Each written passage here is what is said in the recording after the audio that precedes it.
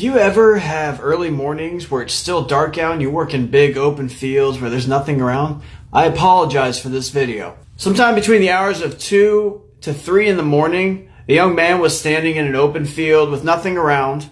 He was there for a job site and he was waiting on his boss to come back with some equipment so they could get started.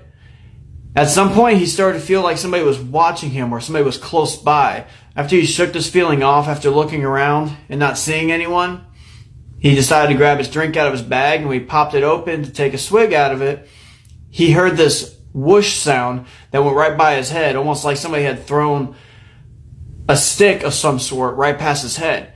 When this happened, he dove to the ground, spilling the contents of his bag and his drink everywhere. When he got back up, he looked around and there was nothing around, nothing on the ground that had been thrown, no one in sight.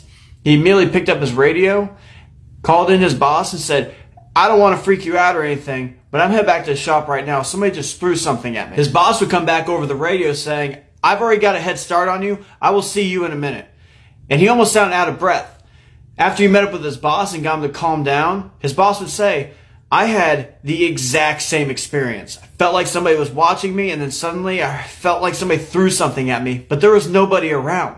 What is going on?" After he got his boss to calm down just a little bit more, he also said that after this had happened, he looked around, he saw nobody, but he heard very clearly what sounded like a two-legged start, lightly crunching the snow, start bolting towards him.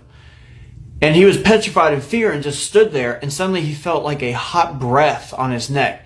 And that was when he started to completely freak out and took off running. When he took off running after feeling that hot breath on his neck, he just kept on bolting in whatever direction that he was going, which was actually leading him to the job site that they were supposed to be at. It was when he was about halfway there is when the young man radioed him saying that he was going back to the shop, which is when he responded with, "I'm on my way to you." It would turn out that they're apparently pretty deep in what used to be Native American burial grounds, and there actually used to be an altar that was built up around the area in which they were supposed to be working.